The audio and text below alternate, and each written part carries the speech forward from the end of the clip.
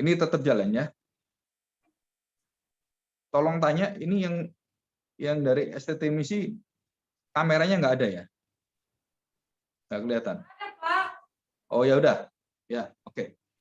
Jadi saya kok lihat kosong gitu. Oke, kita lanjutkan ya. Jadi saya ulangi dari depan. Kristus sebagai pusat itu adalah menunjuk kepada masa depan, dan mereka nabi itu punya fungsi di dalam nabi-nabi kecil itu adalah fungsinya seperti sebagai penuntut atau jaksa penuntut gitu dalam hukum. Nah, tujuannya apa? Membongkar kerusakan dan menelanjangi dosa-dosa bangsa Israel. Nah, dosanya apa? Adalah ketidaksetiaan. Mereka mau melepaskan diri dari Tuhan. Mereka tidak mau lagi dengan Tuhan. Jadi mereka itu dalam arti mereka lebih merangkul berhala dan mereka melepaskan Tuhan. Jadi merasakan bahwa orang-orang yang ada seperti raja, patung-patung yang disembah oleh raja-raja itu menjadi jaminan hidup mereka. Karena mereka bukan bersandarkan pada anugerah Tuhan yang setia itu. Nah, yang selanjutnya, ketidaksetiaan itu menjadi satu landasan nabi-nabi untuk marah luar biasa dan menegur dengan keras, dengan teguran-teguran yang apa ya, kalau kita ngomong itu sangat kasar sebenarnya. Jadi perkataannya itu jadi kayak diomong kamu itu bangsa yang biadab seperti ya, melakukan dosa yang keji, menjijikan gitu. Nah, itu kata-kata yang itu sudah puncaknya. Kalau karya sastra itu kata-kata yang kotor gitu ya. Kata-kata yang sangat keras dan melukai hati sebenarnya. Kalau kita melakukan yang nggak benar, diomong seperti itu tetap kita sakit hati. Kalau kita benar nggak ada sakit hati. Dan penyembahan berhala gitu ya, yang lebih fokusnya. Yang kedua, ibadah yang mereka lakukan itu secara nampaknya itu begitu meriah, begitu indah. Tetapi di dalamnya Allahnya itu ganti. Allahnya ganti. Ganti siapa? Ganti berhala. Tapi tempatnya sama di bait Allah, kayak orang di gereja gitu kan. Ya tempatnya di gereja dia nyanyi nama Tuhan, tapi Tuhannya itu diganti dengan cara berhala dia menciptakan Tuhan yang baru dengan memakai nama Tuhan Yesus, Bapa atau Roh Kudus. Padahal itu bukan Yesus, bukan Bapa, bukan Roh Kudus, tapi mereka meminjam nama. Meminjam nama. Seperti gereja zaman sekarang sama, zaman dulu sama. Jadi Yahweh, Elohim itu dipinjam, tapi mereka menerima Baal-Baal yang ada. Oh, itu terjadi istilahnya itu perzinahan rohani yang dilambangkan nanti dalam kitab Hosea dalam perzinahan fisik. Jadi fisik aja begitu menjijikkan, apalagi rohani. Oh, Tuhan nggak bisa terima. Tetapi itu satu contoh, ya, satu contoh. Selanjutnya, mereka diperkaya oleh Tuhan, tetapi yang menguasai kekayaan itu hanya orang-orang yang pemimpin-pemimpin rohani tertinggi. Jadi pendeta-pendeta, terus kemudian ahli Taurat, orang Farisi, imam-imam itu kaya sekali. Tapi rakyatnya miskinnya minta ampun. Jadi ada apa ini? Ketimpangan sosial, ketidakadilan sosial pada masa itu. Dan mereka tenang aja yang ada di atas. Mereka hidup berkemewahan dengan sejahtera semuanya. Mau rakyat mau mati karena sakit sampar, kena apapun, nggak peduli dia. Nah, ini menunjukkan kondisi zaman sekarang itu orang-orang percaya ada kemiripan semua. Apalagi kita lihat pemimpin-pemimpin juga sama. Kita bisa cek semua gitu. Dan selanjutnya apa? Mereka sudah tidak lagi mengingat hukum Tuhan, perjanjian Tuhan, ayat Allah Abraham, Ishak, Yakub, mereka lupa. Tuhan selalu mengingatkan, akulah Allah Abraham, akulah Allah Ishak, akulah Allah Yakub, dan itu jelas sekali. Ya, jadi kita percaya begini. Jadi keseluruhan kitab 12 kitab nabi-nabi kecil itu tidak pecah, tidak berdiri sendiri-sendiri. Tapi satu persatu itu mengikat jalinan menjadi satu suara kenabian yang nanti kenabian 12 itu menyatu dengan kenabian besar yang 3 hamba Tuhan nabi itu dan menyatu dalam satu kitab dalam perjanjian lama dan diikat dalam perjanjian baru. Jadi kalau urutannya adalah per kitab, per genrenya, jenis kitabnya, karena ini kitab nabi-nabi, kitab syair, kitab sejarah gitu kan. Nah, itu akhirnya membentuk satu kesatuan dan dengan kitab perjanjian baru itu disebut sebagai kanonisasi. istilah kanon adalah ukuran gala yang menyatukan semua dalam satu kesatuan, menjadi pokok ajaran, menjadi pokok pedoman dan otoritas di dalam hidup orang percaya bangsa Israel. Jadi bangsa Israel itu otoritasnya adalah hukum Taurat, dan yang harus membawa dan menjaga hukum Taurat itu ya para imam, terus ahli Taurat, orang Farisi, dan nabi-nabi. Serta kalau kita ngomong penatua-penatua yang ada dalam kondisi antara negara dan ini kerohanian. Kalau kita gereja dan negara gitu ya, zaman sekarang. Nah, ini harus saling keterkaitannya tuh dalam firman Tuhan, mereka harus benar-benar memahami firman Tuhan. Kalau nggak bisa. Ya.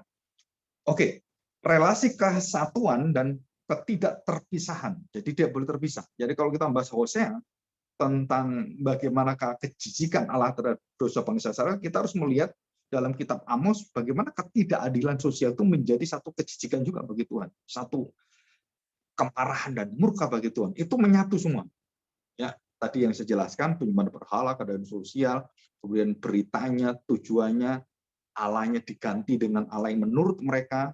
Jadi kalau kita ngomong Tuhan Yesus engkau baik, baik bagi siapa? Bagi dirimu atau bagi semua hal. Nah, kita harus tahu bahwa kebaikan Yesus bukan hanya kebaikan dikhususkan untuk kamu. Tadi kebaikan untuk seluruh rancangan Allah, bukan hanya untuk bangsa Indonesia, tapi untuk kehendak Bapa, taat pada kehendak Bapa. Nah, itu orang-orang yang menghasilkan buah pertobatan, buah kebenaran, buah kerajaan Allah, dan hidupnya diubahkan karena dia jelas dan bisa masuk dalam kerajaan Allah.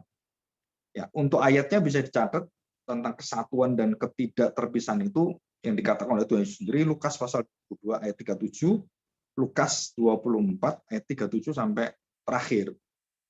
Ya, kalau mau singkat ayat 45, 45 itu ada. Dan itu jelas sekali. Tuhan Yesus mengatakan bahwa semua isi kitab perjanjian lama, kitab suci itu, semua menunjuk, mengarah, memberitakan, dan mengakui aku sebagai pusatnya. Itu jelas sekali. Ya. Oke. Nah, kita akan melihat apa hubungan perjanjian lama dan perjanjian baru. Perjanjian lama adalah satu suara Tuhan yang baru bisa disingkapkan dalam perjanjian baru. Jadi yang bisa membaca dengan jelas apa isi perjanjian lama dan sempurna itu perjanjian baru. Nah, sedangkan perjanjian baru, jadi perjanjian baru melihat kepada perjanjian lama fungsinya apa? Dalam perjanjian lama, seluruh apa yang ada dalam perjanjian lama menyingkapkan dan membukakan serta menunjukkan kepada penggenapan yang ada dalam perjanjian baru. Jadi perjanjian lama ini nggak sempurna. Dia menunjuk kepada ini loh yang menyempurnakan perjanjian baru. Perjanjian yang lama sudah usang, sudah batal istilahnya gitu ya, dan sudah tidak ada lagi, tidak berlaku lagi. Sekarang menuju pada perjanjian baru, dan itu dalam Galatia dan juga di kitab-kitab Rasul Paulus khususnya itu dijelaskan antara ahli waris dan semuanya jelas sekali semua. Ya, dan kita tahu bahwa di dalam arti hubungan perjanjian lama itu adalah menggenapi perjanjian lama, itu adalah menunjuk kepada penggenapannya. Jadi perjanjian baru menunjuk kepada seluruh sejarahnya. Jadi kedua kitab PLPB ini itu sama satu tema. Temanya apa? Penebusan di dalam keselamatan Yesus Kristus. Jadi di luar itu nggak ada. Di luar itu nggak ada. Ya. Oke, kita lihat selanjutnya. Jadi Alkitab itu yang khususnya 12 kitab yang ditulis oleh nabi-nabi kecil ini, 12 kitab, 12 orang itu intinya adalah meminta bangsa Israel untuk menyesali dosanya dengan hancur, dengan betul-betul sadar, dan mereka harus kembali pada janji Tuhan. Dan berita yang mereka bawa adalah berita Injil. Jadi Pak, Injil itu ada nggak di kitab 12 kitab Nabi? Ada. Mereka menunjuk pada Kristus, ada. Itu dalam Galatia dan dalam Roma dikatakan bahwa Abraham itu sudah mendengar Injil. Coba. Abraham itu belum ada kitab Injil, belum ada Yesus, tapi dia sudah mengetahui isi Injil, berita keselamatan itu. Jadi Injil itu di dalam Kristus dia terwujud kemudian diberitakan dalam perjanjian lama, itu semua menunjukkan dengan iman Dan mereka percaya ada Injil, ada Mesias, ada berita penebusan juru selamat, Mesias namanya, itu ada semua dan jelas sekali. Ya. Nah, gospel itu dalam bahasa diksinya, pemilihan bahasa dan juga etimologinya, itu God spell. Jadi God spell. Spell itu artinya speak. Allah berbicara. Allah yang menyuarakan hatinya. Jadi nabi-nabi itu tidak berbicara untuk dirinya atau dari orang lain atau dari raja-raja yang lain, bukan. Dia berbicara bukan atas nama dirinya, bukan atas siapapun, kecuali dia dipakai Tuhan sebagai nabi yang diurapi, diutus dan dipanggil oleh Tuhan dan datang untuk memberitakan God's spell. Jadi kehendak Tuhan, nyatakan. Jadi sebelum nabi-nabi itu tahu berhasil atau tidak, khususnya nabi-nabi besar dan nabi-nabi kecil, itu mereka sudah beritahu. Apa yang diberitahunya, nabi besar, nabi kecil itu, bahwa mereka akan merasakan kedegilan, kedunguan, terus kebutaan, ketulian rohani bangsa Israel. Itu. Maksudnya apa, Pak? Kok ada ketulian rohani, terus kedunguan dan semuanya? Ya karena mereka melawan Tuhan dan mereka tidak bisa mendengar firman Tuhan lagi. Jadi nabi-nabi itu semua dibunuh oleh mereka. Yeremia, Yesaya, Yeskiel, semua nabi itu dibunuh semua. Jadi nabi yang mereka dengar ada nabi-nabi palsu, mesias palsu yang dijanjikan, Injilnya beritanya Injil palsu. Nah itu jelas itu. Nanti dalam kitab Yeremia, atau nanti waktunya ada nggak? Kalau masih panjang, kita nanti akan bicara sedikit. Berapa kali waktu lagi kita akan selesaikan ini. Nah, semoga bisa 3 atau 4 kali, saya nggak tahu. Nanti ini jadwalnya mesti dilihat. Nah, terus selanjutnya apa? Bahwa seluruh kitab itu jelas sekali bahwa Allah tidak mentolerir dan tidak memperingan dosa apapun. Jadi dosa adalah dosa. Apalagi dosa itu semakin hari semakin tidak ada perubahan dan semakin besar dilakukan dan membawa dampak dalam sosial, membawa dampak dari seluruh kehidupan sampai ke pendidikan, sampai kepada perdagangan itu hancur semua. Nah, itu dosa dari perorangan menjadi komunitas, menjadi dosa bangsa, dan itu teriakan-teriakan orang yang mendapatkan ketidakadilan, itu berteriak kepada Tuhan. Berteriak pada Tuhan. Dan Tuhan mendengarkan orang-orang yang mengalami ketidakadilan di dalam rumah Tuhan, di dalam jemaat Tuhan, di dalam bangsa pilihan Tuhan. Dan mereka yang mengalami itu, mereka berdoa, berteriak, menangis, dan mereka melontarkan itu doanya berseru kepada Tuhan. Dan Tuhan mendengar. Tuhan mendengar. Jadi seringkali kita mendengar bahwa aku sudah tidak tahan dengan dosanya Sodom dan Gomora. Artinya apa? Bahwa ada orang-orang yang mendoakan kengerian, terus kemudian kebiadaban dosa-dosa Sodom dan Gomora. Dan sampai kepada Tuhan di surga. Dan Tuhan melihat, ini manusia sudah bejat yang luar biasa. Dan sudah diberitahu tentang kebenaran, sudah diberitahu tentang tanda petik Injil, mereka tidak mau mendengarkan, maka yang ada apa? Kebinasaan, murka Allah ditimpakan. Nah, di dalam Matius pasal 3, Yohanes Baptis mengatakan bahwa kapak sudah ada di tangan Allah, Bapa. Dan dia akan memotong siapapun yang tidak menghasilkan buah. Artinya apa? Mereka yang tidak mau hidup taat dalam kebenaran dan tidak menjadi penurut kehendak Allah, kehendak Bapa, kehendak Yahweh, kehendak Tuhan kita Yesus Kristus. Dan itu menjadi kemalangan, kebinasaan bukan sementara, selama-lamanya. Dan kita akan melihat ini. Jadi dosa itu pasti murka. Pertobatan pasti membawa ke dalam belas kasihan Tuhan. Nah, orang yang sudah bisa bertobat karena belas kasihan Tuhan, karena hatinya diubahkan itu, maka mereka mendapatkan pemulihan. Dan pemurnian hidupnya dan dibawa kembali dari kerajaan terang yang gelap itu kepada kerajaan gelap menjadi kerajaan terang. Jadi dari gelap itu menjadi terang. Seperti kita contohnya begitu ya, contoh ini ya, seperti anak bungsu yang hidup dalam kehancuran dosa dan kebangkrutan itu, dia ingat kepada papanya dan dia kembali dan dia bertobat. Maka papanya waktu melihat pertobatan yang sejati, bukan main-main seperti Yudas atau yang lain, cuman penyesalan doang, tapi perubahan hati, dan dia mengingat kasih Allah yang tertinggi, ingat kasih papanya kepada orang-orang paling kecil pun diperhatikan, dikasih makan, dan diperhatikan keluarganya. Dia langsung mengingat itu, dan dia langsung mendatangi papanya, dan dalam posisi apa? Bukan posisi dia anaknya, bukan. Tapi dia mengatakan, aku ini datang sebagai budakmu, sebagai hambamu. Tapi papanya mengatakan, enggak, kamu anakku tetap. Nah, ini adalah gambaran kasih Bapa yang dinyatakan di dalam diri Kristus. Jadi, perumpamaan terhilang itu adalah menyatakan Kristus di pusat perumpamaan itu, yang menunjukkan hati Bapa yang begitu baik. Jadi, Kristuslah yang menggenapi kehendak Bapa. Itu arti perumpamaan yang sejati itu di situ. Ya. Nah, kalau kita melihat nabi-nabi itu memberitakan berita apa? Kebalikan dari Injil seolah-olah. Kamu akan binasa, kamu akan dibuang, kamu melawan Tuhan, cepat bertobat. Ayo cepat hari ini, hari Tuhan, hari penghakiman, katanya gitu. Ditertawai nabi-nabi itu. Dan mereka masih, kita ini sudah bagus, kita sudah enak sekali, kita sudah punya mobil yang mewah, rumah kita semuanya. Apa yang kita kurang? Kita mau lebih mewah lagi, kita mau bergabung dengan raja-raja dunia supaya kita tambah, istilahnya tuh punya jaminan lebih luar biasa masa depan. Dan disitulah Tuhan ditolak. Dan mereka akhirnya dibinasakan. The bad news. Injil itu punya dua sisi mata uang. Satu adalah menyatakan berita murka yang mencelakakan engkau, dan yang kedua adalah kutukan, ya.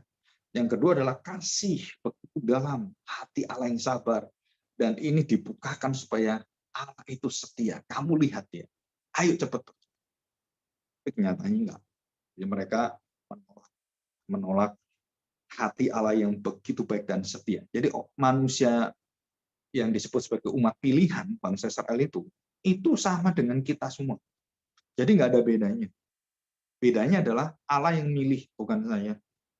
Pemilihan itu bukan dari saya yang pilih, tapi Allah yang pilih. Sehingga saya bisa memilih Allah kembali. Karena itu merupakan satu natural. Jadi kalau dia memberikan rahmatnya, dia memberikan berkatnya, dia memberikan keselamatan pada saya, maka saya otomatis akan merangkul Allah. Karena saya ditolong oleh dia. Jadi kalau orang sudah ditolong Tuhan, dia merangkul Tuhan. Dan dia merasakan satu sukacita bersama, berterima kasih karena berita Injil itu. Ya, jangan sampai kita kembali kepada berhala-berhala, membelakangi Tuhan seperti bangsa Israel. Ya. Oke, jadi ada 12 nabi-nabi yang dimulai dari siapa? Nah, kita harus tahu kenapa Hosea yang mulai. Jadi Hosea, Yoel, Amos, Obadja, Yunus, Mika, dan kemudian Nahum, Habakuk, Zefanya, Hagai, Zakaria, dan terakhir adalah Maleakhi. Jadi 12 nabi ini sebagai penutup perjanjian lama. Dan kelihatannya kecil, tapi mereka tuh menyuarakan suara penghakiman Tuhan. Nabi kecil, suara murka Tuhan paling besar. Di situ, paling ujung ini. Ya, dan sangat mengerikan sebenarnya. Ya, nah kita akan melihat apa yang dimaksud dengan kenapa nabi-nabi itu begitu banyak, 12 orang. Ya, fungsi nabi-nabi itu apa? Perhatikan baik-baik. Bahwa nabi-nabi itu bukan nabi yang bisa mengerti seperti yang kita mengerti gitu ya. Dalam arti begini, saya menerima panggilan saya dan kemudian Tuhan memberitahu saya, ini beritakan ini. Nabi-nabi itu saat itu belum tentu ngerti juga. Mengerti apa? Oh, ini maksud Tuhan apa? Enggak. Mereka hanya taat pada Tuhan. Dan mereka juga kadang-kadang itu seperti Yunus gitu kan. Loh, Tuhan ini kan, bangsa ini kan biadab sekali. Apa? Kamu kasih kesempatan bertobat. Israel buru bertobat. Mereka membelakangi aku mencari bangsa lain. Niniwe. Di situ. Untuk apa? Untuk memberitahukan kepada kita semua bahwa Allah itu kalau kamu tolak, Allah bisa menjadikan batu itu berteriak memuji Dia. Begitu. Ya. Yang seperti dikatakan Tuhan Yesus. Kamu diam, batu-batu berteriak untuk memuji aku. Apa susahnya? Nah, ini satu apa ya? Sebenarnya rahasia, satu yang belum diungkapkan, yang akan terwujud dalam Kristus. Apa itu? Suara hati Bapa dari kekekalan, dari surga, yang disampaikan para nabi. Dan kemudian nabi-nabi itu menyampaikan satu satu nubuatan yang mereka harus mengimani itu dari Tuhan. Tapi sayangnya karena kita harus diuji oleh Tuhan, maka nabi-nabi yang benar itu zaman pembuangan itu sangat sedikit sekali, 12 orang sebenarnya. Tapi nabi-nabi yang palsu itu ratusan dan ribuan orang. Jadi sekarang kalau kita lihat di gereja, mimbar-mimbar di gereja itu yang memberitakan berita Injil sebenarnya itu sangat sedikit sekali. Tetapi berita Injil yang yaitu tadi kesuksesan, sukacita, berita hidup lancar, jalannya lebar, bukan jalan sempit, kita penuh kemenangan, nggak ada penderitaan, kita sehat walafiat, nggak ada sakit penyakit. Nah itu yang didengar dan mau diklaim oleh gereja-gereja itu, dan itu arusnya begitu besar sekali. Sedangkan kita seperti nabi-nabi kecil yang menyuarakan Allah akan menderita, Allah akan merasakan kesakitan yang luar biasa, dan Dia akan mengutus anaknya, akan mau menderita bagi kamu. Dan anak yang tidak berdosa itu mau mengangkut dan menghapus dan menggantikan kamu untuk menerima murka hukuman dengan penderitaan yang luar biasa. Nah itu beritanya. Jadi ini sebenarnya sangat indah sebenarnya. Ya, oke, tugas utama nabi-nabi ini apa? Tentu saja menyampaikan apa sih isi hati Tuhan. Dan nabi-nabi tidak boleh mengurangi, memperhalus, atau mengadaptasi supaya bisa didengar oleh jemaatnya, bangsa Israel. Tuhan jangan keras-keras. Tuhan nggak bisa. Apa yang aku katakan, katakan. Jangan ditambah, dikurang. Jadi kalau Tuhan katakan, celakalah mereka. Aku akan buang, aku akan murka. Kamu harus ngomong sama. Jadi ngomong samanya pasti Nabi itu ngomong dengan emosi, holy emotion dari Tuhan. Jadi kalau orang mengatakan celaka gitu ya, nggak mungkin celaka. Bisa. Jadi itu satu seruan holy character sebenarnya. Jadi satu emosi yang kudus dan itu langsung mendapatkan reaksi dari emosi Allah. Nabi-nabi itu. Jadi Yeremia meratap, itu bukan ratapan Yeremia, itu ratapan Tuhan sebenarnya. Yang menggerakkan hati Yeremia, terus kemudian Yeremia menangis, meratap dan mengerang-rang, dan dia berseru-seru dan mengatakan, putri Yerusalem, betapa bejatnya engkau. Itu hati dari siapa? Hati Tuhan. Yang menguasai hati Yeremia. Nah, coba nanti dilihat di Yeremia pasal 28 ayat 9 ya. Visi misinya apa bisa dilihat ini sebagai perbandingan. Oke. Kita akan belajar yang kedua tentang nabi-nabi tadi. Tujuan dia apa selesai? Otoritas pengutusan nabi. Dari mana dia punya otoritas? Nah, perhatikan baik-baik. Otoritas nabi itu langsung dari Tuhan. Panggilan, pilihan semua dari Tuhan dan tidak ada orang yang mempengaruhi Tuhan. Siapapun, mau tukang domba, penggembala Amos, mau anaknya orang yang tinggi imam seperti Yeremia di Anatot, keturunan imam-imam dia, atau yang lainnya. Itu Tuhan yang pilih. Tuhan yang tentukan. Bagaimana hikmat bijaksana Tuhan. Itu Tuhan yang satu-satunya. Nah, tidak ada yang mempengaruhi. Jadi ini dosa terjadi. Tuhan memilih siapa yang aku pilih. Tuhan memilih orang-orang yang betul-betul itu berasal dari pikiran bijaksana dan tidak ada pengaruh yang lain karena nggak ada yang lebih pintar, lebih tahu masa depan dari Tuhan. Jadi Tuhan yang tahu dan Tuhan memilih nabi-nabi itu sesuai dengan hatinya, ya. Dan ini kita harus belajar dengan sungguh-sungguh. Perkataan itu apa? Demikianlah firman Tuhan. Jadi setiap kita melihat di kitab-kitab nabi-nabi kecil itu, demikianlah firman Tuhan datang. Jadi atau datanglah firman Tuhan. Nah, seperti itu kan. Jadi menunjukkan bahwa zaman itu Tuhan tidak tutup mulut. Zaman itu Tuhan membuka suara. Jadi ada beberapa waktu Tuhan itu tidak buka suara. Contohnya, ya, yang kecil aja. Tuhan menubuatkan akan terjadi panas dan tidak ada hujan, tidak apa semua. Selama 3 tahun Tuhan diam, tunggu sampai selesai semua penghukumannya, semua situasinya. Dan juga Tuhan berdiam dari perjanjian Maleaki, perjanjian lama Maleaki sampai kepada Tuhan Yesus. Itu hampir 400 tahun. Jadi Allah tidak memberitahukan tentang suaranya, tentang apa yang akan dia pimpin, apa yang akan dia nyatakan. Dan sampai Tuhan Yesus datang, Tuhan berdiam diri. Dan masa itu disebut sebagai masa intertestamental, perjanjian lama ke perjanjian baru, 400 tahun. Dan selama 400 tahun itu ada ratusan orang, nabi-nabi, mesias palsu, dan pemimpin palsu mengaku dirinya adalah Mesias. Jadi sampai pemberontakan Makabe, beberapa orang dari keturunan Makabe itu mengaku dirinya adalah Mesias. Itu zaman kapan? Sebelum Yesus datang, 400 tahun, dibuang oleh Tuhan itu, dan tidak ada suara dari Tuhan. Nah, waktu Tuhan berdiam, tidak bersuara, jadi tutup mulutnya, manusia buka mulut, melakukan istilahnya menggantikan Tuhan.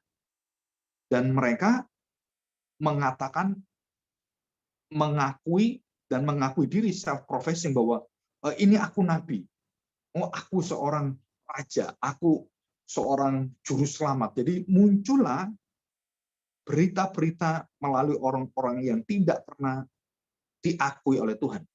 Tidak ada otoritas dari Tuhan. Jadi bukan firman yang datang, tapi mereka mengarang firman Tuhan dan mereka meminta supaya orang mengakui dia. Nah, satu ajaran nabi-nabi palsu atau guru-guru palsu, pendeta palsu, semuanya itu meminta supaya orang mengakui dia. Kalau nabi, kamu akui, saya nggak akui, nggak urusan. Tuhan akui saya. Mau saya mati, mau saya kamu akui, kamu terima, atau kamu tolak, kamu usir saya. Nggak peduli nabi itu. Nabi itu cuma dengar suara Tuhan. Apapun resikonya, sampai mati ya.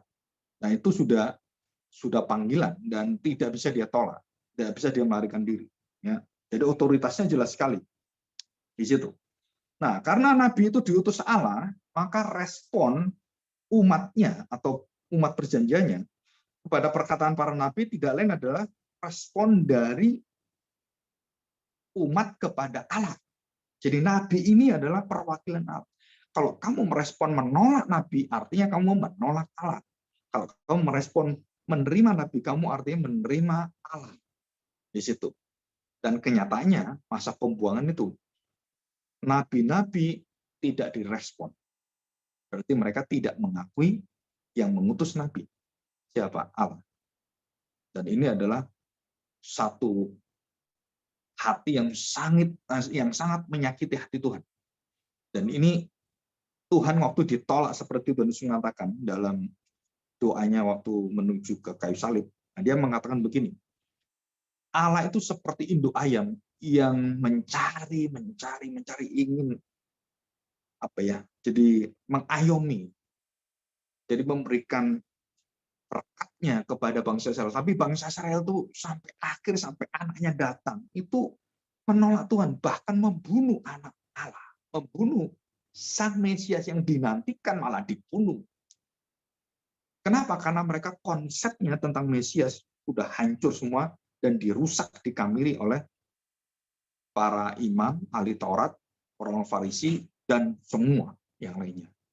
Dan seperti sekarang adalah Kristus Tuhan kita itu akan dihancurkan di mana? Bukan kepada orang-orang beragama lain. Jadi contoh begini, Yesus dalam orang lain melihat gitu ya, oh nggak seperti Yesus nggak mati gitu. Bukan itu. Nanti yang paling berat adalah yang berada di mimbar yang menyatakan diri orang yang jadi Kristus, antikristus ini. Nah, dia yang membukakan pelajaran-pelajaran, pengajaran-pengajaran yang melawan firman Tuhan semua.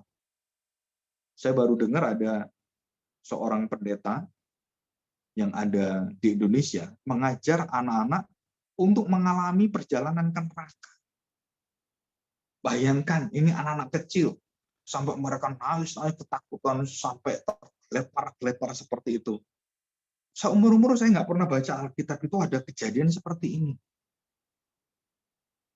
Ya kita nggak tahu, ini yang sedang terjadi apa. Nah, yang kita tahu adalah dia menyebut nama Tuhan Yesus. Dia mengatakan saya mencinta Tuhan Yesus. Dia menyanyikan Tuhan. Dia berdoa dalam nama Tuhan Yesus. Tapi kenyataannya, beritanya itu melawan firman Tuhan. Nah, nabi-nabi atau pendeta-pendeta seperti ini, jangan pernah akan mempengaruhi engkau. Karena kalau kamu mempengaruhi dan kamu mengamini, kamu artinya apa? Kamu binasa seperti dia. Dari jemaat-jemaat yang mengakui itu semua binasa semua. Karena dia tidak mengenal Kristus. Jangankan jemaatnya, nabinya teriak, Tuhan, Tuhan, aku sudah melakukan mujizat bagi kamu, mengenal kamu bernubuat. Oh, aku sudah memberikan diriku, bahkan dibakar. Luar biasa nih 1 Korintus pasal 13. 1 sampai dengan seterusnya. Baca di sana. Bayangkan sampai dia tuh berkorban, sampai dia menjadi martir. Tuhan mengatakan apa? Sia-sia, aku tidak kenal engkau. Ya, saya harapkan kalian belajar di MTS. Saya tidak harapkan kalian seperti itu nanti. Sia-sia nanti ujungnya. Maka kesetiaan kita kepada otoritas Alkitab, suara Allah itu nggak bisa ditawar. Kita harus tahu. Ini adalah satu kesungguhan hati yang sungguh-sungguh. Ya. Dan kita akan, mungkin ini kita perlu istirahat ya. Kita akan istirahat dulu. Kita perlu istirahat dulu ya. Coba anak-anak beritahu. Oke, Pak. Istirahat, Pak. Oke.